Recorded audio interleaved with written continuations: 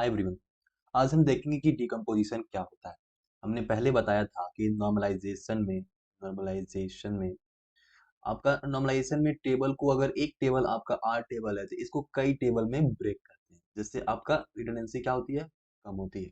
ठीक ना, अगर एक टेबल ऐसे दिया गया है तो इसको एक अलग टेबल बना दिया और एक दूसरा टेबल बना दिया, ऐसे दो टेबल में तोड़ते हैं जिससे आपका रिडंडेंसी कम होती है। तो अगर ये जो तोड़ने वाला तरीका होता है ना, ये दो तरह से हो सकता है। दो तरह से कैसे हो सकता है? पहला होता है आपका लॉसलेस ज्वाइन।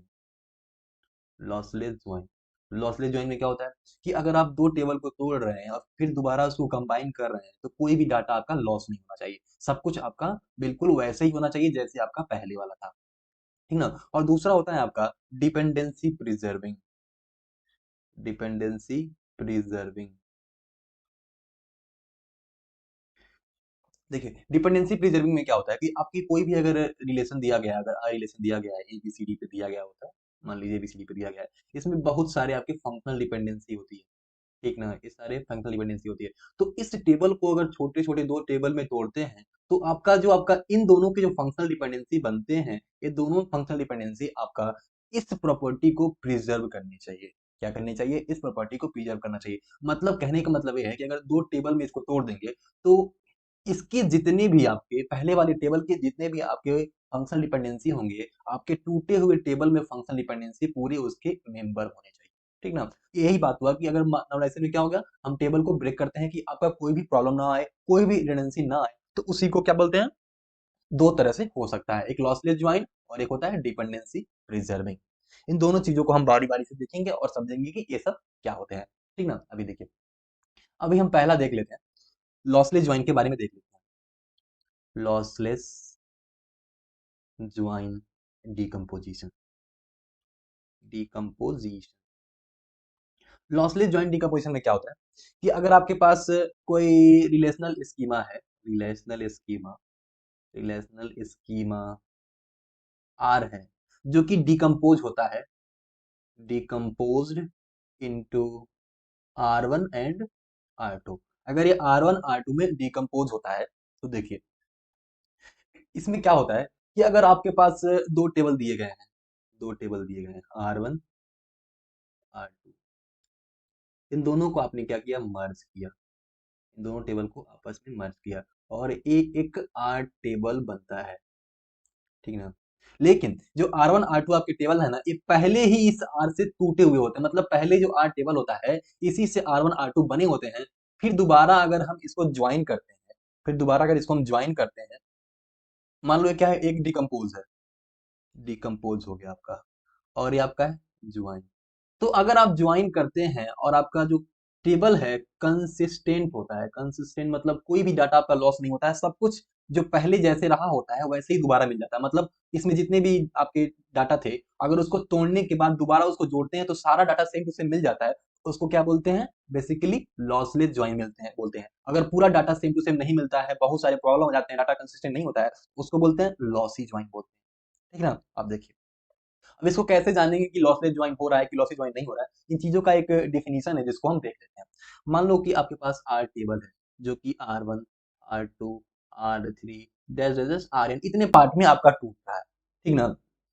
तो इन जनरल क्या होता है, इन जनरल क्या होता है, इन जनरल इन जनरल आपका R one join R two join R three join R four join, मतलब सबका ज्वाइन करने के बाद फाइनली आपका अगर आर मिल जाता है, इन जनरल में आर नहीं मिलता है। इन जनरल में क्या होता है कि आपका आर से अधिक मिल सकता है। ठीक ना। अगर आर मिल जाता है तो इसे क्या बोलते हैं? ये सिंपल टर्म है कि मतलब आप कोई भी टेबल अगर छोटे छोटे टेबल में तोड़ देते हो तो उसको ज्वाइन करने के बाद आर से ज्यादा उसमें कंटेंट हो सकता है। ये इन जनरल है। ठीक ना। अब देखिए, दूसरा कंडीशन क्या है आपका? दूसरा कंडीशन क्या है कि अगर R one join R two join, ये आपको ज्वाइन समझ नहीं आ रहा हो कि ज्वाइन सिंबल हम कैसे लिख रहे हैं? ये ज्वाइन सिंबल पहले आप देख लो, सॉरी, आप ज्वाइन सिंबल देख लो, क्या है ज्वाइन सिंबल? ये आपका नेचुरल ज्वाइन, नेचुरल ज्वाइन। अब इससे पहले आप समझ लो फिर आप आगे बढ़ना, नहीं तो आपको समझ नहीं आएगा कि ये ज्वाइन क्या होता है। देखो, ये ज्वाइन बेसिकली क्या होता है कि अगर आपके पास दो टेबल दिए गए हैं, ठीक ना, दो टेबल दिया गया है। नेचुरल ज्वाइन में क्या होता है कि दो कॉमन एट्रीब्यूट को पहले पकड़ता है। मान लो आपका एस आई डी यहाँ पे है, और S I D, C I D, और यहाँ पे एस नेम, ठीक ना। अगर इन दोनों टेबल को आपस में ज्वाइन करना है तो कैसे ज्वाइन करेंगे? नेचुरल ज्वाइन से। अगर आप यही समझोगे तभी तो समझ पाओगे कि नेचुरल ज्वाइन कैसे होता है, और फिर हम इसमें इतने सारे ऑपरेशन लिख रहे हैं कैसे परफॉर्म होता है। तो देखो, अगर S1 है, S2 है, S3 है, ए नाम है इसका, बी नाम है, सी है, फिर यहाँ पे S1 ने C1 कोर्स लिया, S2 ने C3 कोर्स लिया, ठीक ना। अब देखिए, अब इन दोनों का ज्वाइन करना है, नेचुरल ज्वाइन। नेचुरल ज्वाइन में सबसे पहले दोनों टेबल में क्या देखते हैं हम? कौन सा एट्रीब्यूट आपका सेम है, ठीक ना, कौन सा एट्रीब्यूट दोनों टेबल में आपका सेम है, ठीक ना। अब देखो, सेम होने के बाद इसका रिलेशन इसके साथ बनाएंगे, फिर इसका रिलेशन इसके साथ बनाएंगे। अगर बाई चांस आपका इस टेबल में क्या बोलते हैं आप, S1 एक बार और आ जाता, ठीक ना, S1 आपका एक बार और आ जाता, ठीक, तो ये S1 आपका दोबारा इससे रिलेशनशिप बना, ठीक ना। देखिए, अगर इसको ज्वाइन करने की बात करें तो आपका एस आई डी दोनों में कॉमन है तो उसे एक बार लिखेंगे, एस नेम, फिर से सी आई डी। तो S1 देखो, S1 का एस नेम ए है, आप इसे इधर एक बार और जोड़ सकते हैं कि आप S1 एक और कोर्स ले रहा है, C2 को ले रहा है, ठीक ना, तो ए S1 आपका इससे रिलेटेड हो जाएगा। ए S1 दोनों सेम है, इससे कोई दिक्कत नहीं करेगा। तो S1 का नाम ए है, और किस कोर्स को लिया है? S1 C1 को लिया है। फिर से S1 ए, इसने C2 भी लिया है, ठीक ना। जितनी बार इधर से रिलेशनशिप बनेगा उतनी बार हमको लिखना पड़ेगा और उसे मर्ज करना पड़ेगा। आप इस ज्वाइन को, अभी आपको, हमें लग रहा है कि आपको इस समय ज्वाइन अच्छे से समझ नहीं आ रहा है। जब हम रिलेशनल अलजेब्रा पढ़ेंगे ना तो ज्वाइन बेसिक से पढ़ेंगे। अभी हम डायरेक्ट नेचुरल ज्वाइन पढ़ ले रहे हैं, इसलिए शायद आपको समझ नहीं आ रहा हो। अभी टेंशन मत लीजिए, बस इतना समझ जाइए कि दो टेबल को जोड़ते हैं तो जो कॉमन एट्रीब्यूट होता है ना उससे हम जोड़ लेते हैं, ठीक ना। अब देखिए, अगर S2 की बात करें तो S2 इधर कहीं कोर्स लिया, हाँ, S2 का नाम अगर बी है तो S2 ने आपका C3 कोर्स लिया है। S3 कहीं कोर्स लिया है, S3 कहीं कोर्स लिया ही नहीं है, कॉमन कुछ है ही नहीं तो उसको लिखेंगे ही नहीं। फिर से S1 का आपका पहले से कर दिए, तो इन दोनों टेबल का ज्वाइन क्या हो गया, ठीक ना। आई थिंक आप समझ चुके हो कि ज्वाइन क्या होता है। ज्वाइन के बिना इसे पढ़ना पॉसिबल नहीं होता। आप बस इसका इंट्रो समझिए बस। ज्वाइन जो है ना काफी अच्छा टॉपिक है, आप रिलेशनल अलजेब्रा में सब पढ़ेंगे, बेसिक से ज्वाइन पढ़ेंगे। ज्वाइन पढ़ने से पहले आप ए क्रॉस बी, फिर से ए क्रॉस बी भी पढ़ना पड़ेगा, ये दोनों टेबल्स रहेंगे।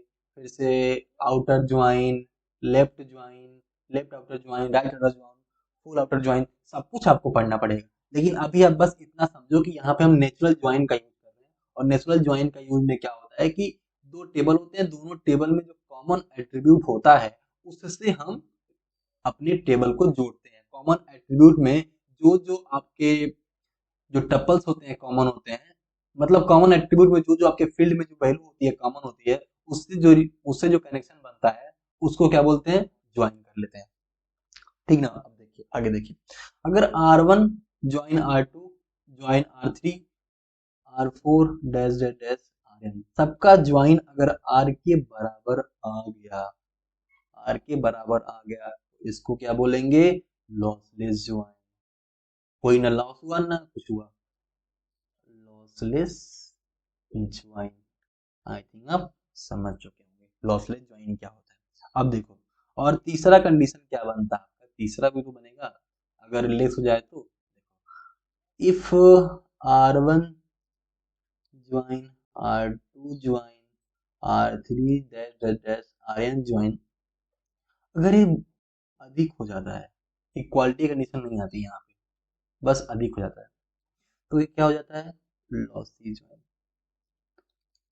लॉसी ज्वाइन मतलब यहाँ पे लॉस होने की प्रोबेबिलिटी होती है, ठीक ना। अब इसका एक एग्जांपल देख लेंगे हम लोग, तो फिर से आप दोबारा आप यहाँ पे समझ जाएंगे, दोबारा आपको देखने का मौका मिल जाएगा कि ज्वाइन कैसे होता है, इसको दोबारा हम परफॉर्म कर लेंगे, ठीक ना।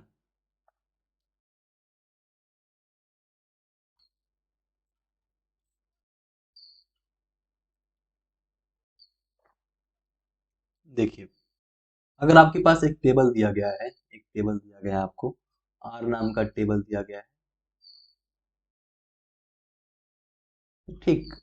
इसमें आपका S I D, S name, फिर से सी आई डी दिया, एस वन ए इसने सी वन कोर्स लिया, एस वन ए इसने सी टू कोर्स लिया, एस टू बी इसने सी टू कोर्स लिया, एस थ्री इसका भी नाम बी हो सकता है, कोई दिक्कत नहीं है, सी थ्री कोर्स लिया। ऐसे आपका टेबल दिया गया है, ठीक ना। और इसका जो फंक्शनल डिपेंडेंसी आपका S I D determine S name है, और जो आपका कैंडिडेट की आपका दिया गया है S I D C I D, ठीक है। और यहाँ पे आप नेचुरल ज्वाइन होगा। अब देखो, इस टेबल को डिकम्पोज किया जा रहा है आर वन और आर टू में। हम पहले डिकम्पोज कर लेते हैं, फिर उसे ज्वाइन करके देखेंगे कि लॉसलेस ज्वाइन है कैसा ज्वाइन है। अगर इसे आर वन आर टू में डिकम्पोज किया गया है तो कैसे डिकम्पोज कर रहे हैं देखिए आप। हम स्केल का यूज कर सकते हैं इसको बनाने के लिए टेबल, लेकिन काफी लॉन्ग समय लगेगा, इससे बढ़िया छोड़ देते हैं, हाथ से बना लेते हैं। S I D S name, ठीक ना। अगर इसको डिकम्पोज किया, एस वन ए, फिर से एस टू बी, फिर से एस थ्री बी। आपका यहाँ से देखो, ऐसा ये यहाँ से हमने टेबल को निकाला है, डिकम्पोज किया है। डिकम्पोज करने के लिए क्या, डिकम्पोज करने पे हमारी ए रिडंडेंसी दूर नहीं होगी कि यहाँ पे देखो ऐसा एस वन एक ही बार आ रहा है तो हमारा क्या हो गया, हमारा रिडंडेंसी दूर नहीं हो गया। आपको एक ही बार एस वन ए लिखना पड़ रहा है, पहले आपको दो बार एस वन ए लिखना पड़ रहा था, ठीक ना। अब देखो, अगर आर टू आपका टेबल दिया गया है, R two table, R two table, आप पहले जो ज्वाइन नहीं समझ पाए होंगे तो इस क्वेश्चन से आप ज्वाइन को समझ जाएंगे। S I D C I D, ठीक है।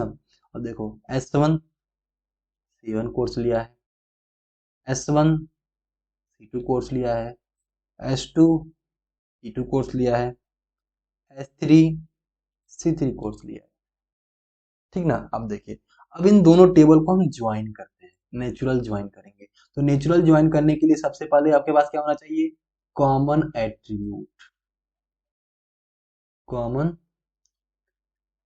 एट्रीब्यूट। सबसे पहले आपके पास कॉमन एट्रीब्यूट होना चाहिए, और कॉमन एट्रीब्यूट क्या है, एस आई डी।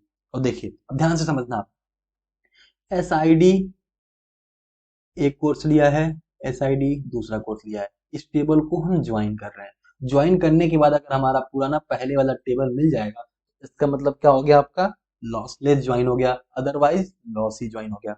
अभी तो आप समझ रहे हैं कि कैसे चीजें रन हो रही हैं। अब उसके बाद आप डायरेक्ट रिलेशन दिखेंगे और बता देंगे कि लॉसी ज्वाइन है कि लॉसलेस ज्वाइन है, उसके लिए हम अलग कंसेप्ट पढ़ेंगे, और सिर्फ आप देखते ही जान जाएंगे कि कोई भी रिलेशन लॉसी ज्वाइन है कि लॉसलेस ज्वाइन है।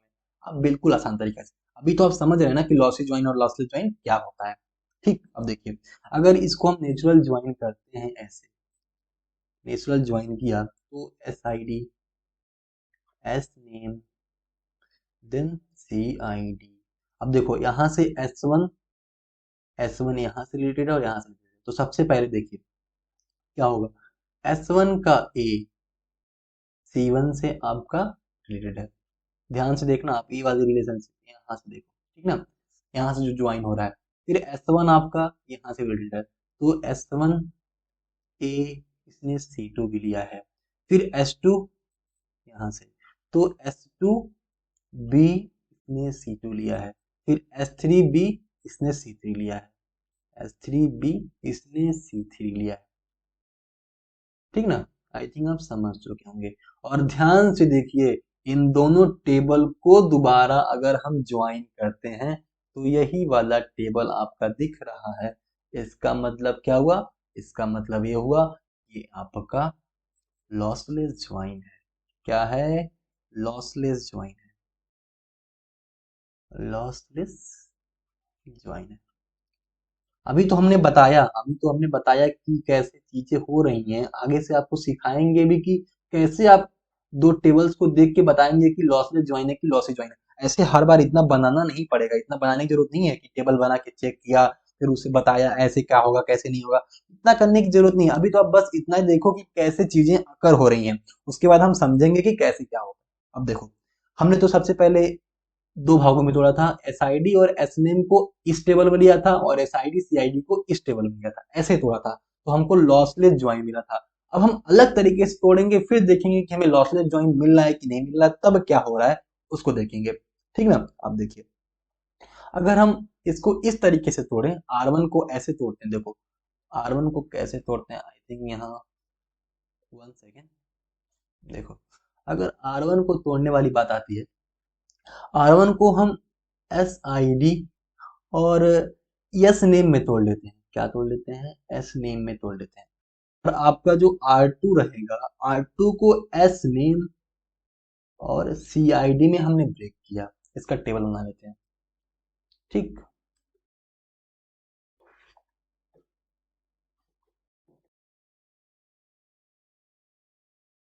आ गया आपका 90 डिग्री पे हम टेबल बना लेते हैं।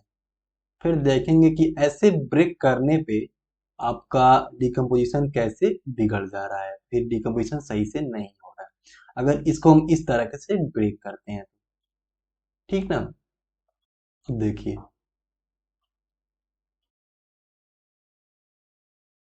इसको भी दोबारा हम ज्वाइन करके देखेंगे। देखिए, अगर हम इसको इस तरीके से ब्रेक करते हैं, इस तरीके से हमने ब्रेक किया, थोड़ा बड़ा कर लेते हैं, और तो आप ऊपर मिलाइए और बताइए क्या क्या है। एस आई डी के लिए आपके पास क्या है, S I D S one, S two और एस थ्री, हमने शायद तीन चीजें ली थी, और एस वन का नाम आपका ए था, एस टू का नाम बी था, एस थ्री का नाम बी था। ठीक ना? अब देखिए, इधर आइए, अब मिलाइए कि ए ने कौन कौन से आपके कोर्स लिए थे, कहाँ गया आपका, यहाँ पे ऊपर वाला टेबल, यहाँ है, इससे मिलाते हैं, इससे ए का आप C1 के साथ है, ए C1 के साथ है, फिर से ए C2 के साथ है, ए C2 के साथ है, फिर बी C2 के साथ है, बी C2 के साथ था, और फिर एक बी था आपका किसके साथ, C3 के साथ था, इससे आपका रिलेशनशिप बना था। अब देखिए, अगर इस टेबल को दोबारा हम क्या करते हैं, ज्वाइन करते हैं, ज्वाइन करेंगे तो कैसे बनेगा आपका टेबल, इसे आप ध्यान से समझिए। आपके पास कितने एट्रीब्यूट है टोटल, तीन एट्रीब्यूट है, तो हम तीन टेबल बना लेते हैं।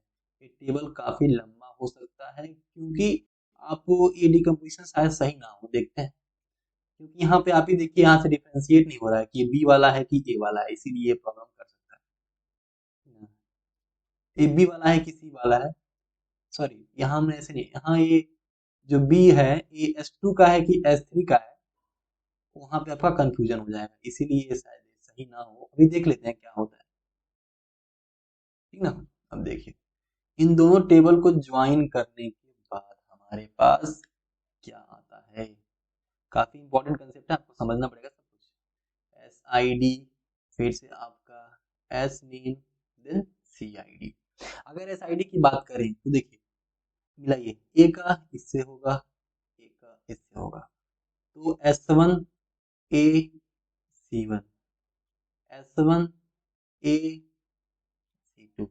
ठीक ना? एक इसका काम खत्म, अब इस पे चलते हैं, बी का इससे रिलेशन है और इससे है, तो S two B C two, फिर S two B C three, फिर इसका इसके साथ और इसके साथ, तो S three B C two, S three B C three. भाई, ये जो टेबल जो बना ना, ये पहले वाले रिलेशन से बिल्कुल मैच नहीं कर रहा है, डाटा यहाँ पे कंसिस्टेंट नहीं है, क्योंकि आप पहले देखो क्या बोले हो, पहले आप बोल रहे हो कि टू कोर्स ले रहा है, और यहाँ पे बोला है कि बी आप सी थ्री भी ले रहा है, और आप पहले बोले थे कि आपका एस थ्री सी थ्री को ले रहा है, यहाँ देखिए, एस थ्री सी थ्री को तो ले ही रहा है, साथ में सी टू को भी ले रहा है, इसका मतलब क्या हुआ, डाटा आपका कंसिस्टेंट नहीं है, मतलब ये सही से काम नहीं हो रहा है, तो इसको क्या बोलेंगे, लॉसी ज्वाइन बोलेंगे, लॉसी ज्वाइन डिकम्पोजिशन, डिकम्पोजिशन। अब इसके बाद हमें देखना है कि कोई भी रिलेशन, दो रिलेशन दिया गया है, मान लो कि R1 और R2, दो रिलेशन दिया गया है। इसके कुछ एट्रीब्यूट दिए गए हैं और इसके कुछ एट्रीब्यूट दिए गए हैं जो मतलब पहले R से ब्रेक हुए थे। अब हमारा क्वेश्चन ऐसा नहीं, हम पुराना नहीं देखेंगे कि ब्रेक कैसे हुए थे। अब हम देखेंगे कि हमारे पास दो टेबल R1 R2 दिया गया है और वो लॉसलेस ज्वाइन को फॉलो कर रहा है कि नहीं कर रहा है, फिर इस पे कैसे काम करेंगे हम नेक्स्ट वीडियो में देखेंगे, क्योंकि ये वीडियो काफी लंबा हो गया। और इसमें हम चेक कर सकते हैं कि मतलब कोई दो रिलेशन दिया गया है तो लॉसलेस ज्वाइन है कि लॉसलेस ज्वाइन है, इन चीजों को हम आसानी से कवर कर सकते हैं। अभी के लिए बस इतना ही रखते हैं। नेक्स्ट वीडियो में हम देखेंगे कि दो रिलेशन आपके दिए गए हैं तो उसको कैसे चेक करेंगे, डायरेक्ट चेक करेंगे कि वो रिलेशन आपके लॉसी ज्वाइन है कि लॉसलेस ज्वाइन है। आज के लिए बस इतना रखते हैं। Thank you.